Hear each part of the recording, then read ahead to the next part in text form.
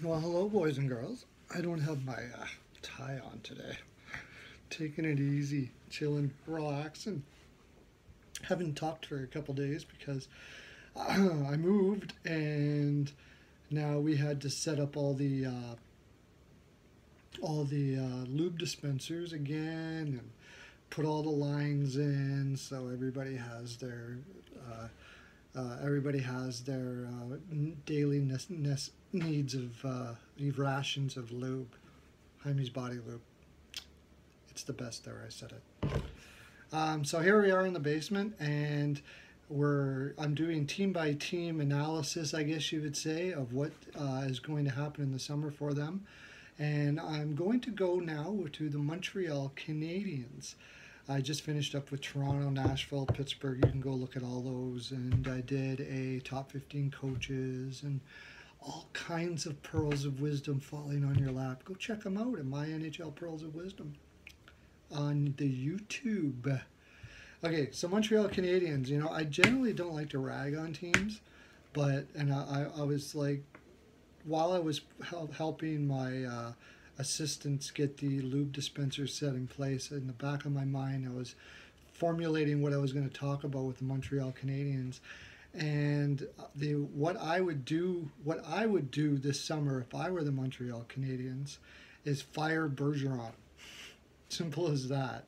Also fire the scouting staff. This Martin guy that's been there forever, and they haven't hit a draft pick in 7 years or something like that, is ridiculous.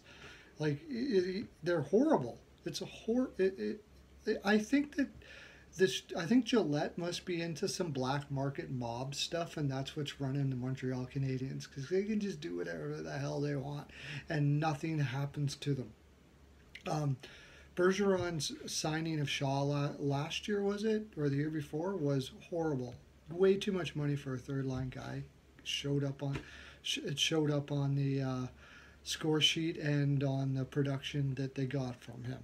Oh, he's difficult to play against. I think you can find somebody that's difficult to play against for a little less than 3.5 or 4 mil or whatever the hell that contract was. It was ridiculous. Uh, Weber, the Weber trade was a bad trade.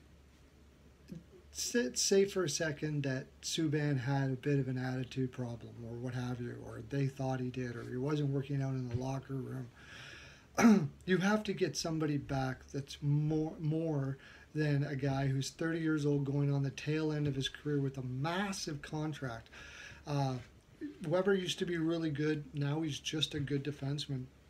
And you traded Subban, who may be one of the top 4 defensemen in the league, for him. And now you're going to be shackled with his contract, and you're going to be shackled with Shaw's contract.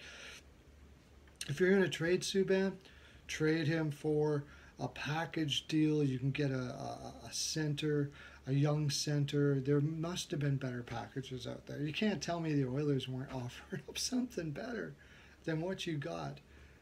Really.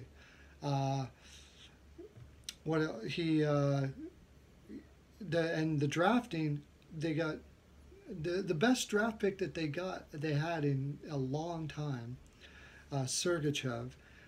I can understand why they traded Sergachev. They needed a center. I think they'll try Duran at center.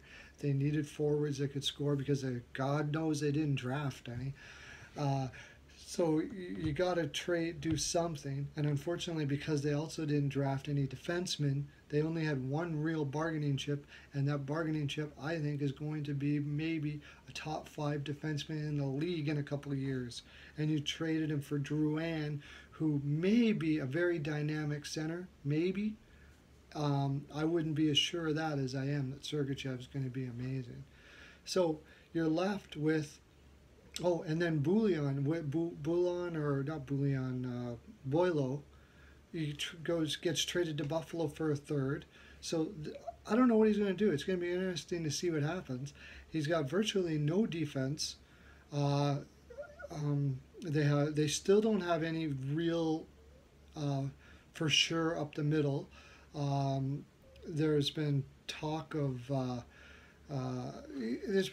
trades, but he has nobody to trade. Galchenyuk, probably the best forward you have, even though he's struggled, because that's the other thing. I think it's not just drafting, it's they're developing. The whole thing's got to change. All of it. You got to get rid of all of it. That's what I would do if I were the Montreal Canadiens. Now, if with the roster that they have, that they're stuck with it, honestly, I'd probably trade Weber. See, you're never gonna get more value from him than it is right now, unfortunately, and your return is not going to be super. But it's almost like rebuild. I know that's hard for you to hear in Montreal when you've got Price and all of that, but it's getting to that point where it's almost like Pacioretty can't do it all by himself, and Gallagher is a great kid, but and not really much of a kid anymore. But I mean, he's a second line winger. You've got one first line. You've got one first line guaranteed first line player on your roster, and Price. Markov's like 40 years old. Amazing, amazing. Still one of the better defensemen in the league at his age. Thank God you have him. You have he did some pretty decent things, bringing in Petrie and filling in holes like that. But for the most part, that roster is so dilapidated. I can't even see them making the playoffs next year as it is right now. So what I would do is I'd fire Bergeron. I'd bring somebody in with much more progressive thought. I'd fire all the scouting staff, at least this Martin character, and go from there. That's what I would do. Anyways, that's my full 42%, boys and girls. Sorry, Montreal fans, you guys are like so passionate, and I'm not beating up on you, but I have a feeling that most of you are out there having the same frustration as me. If you are, right down on the bottom there, and subscribe, boys and girls. The more subscribers I get, the more capability I'm going to have to maybe learn how to do stuff like put a background on and edit, maybe get talent. Have a great day, everyone. Lots of love to ya.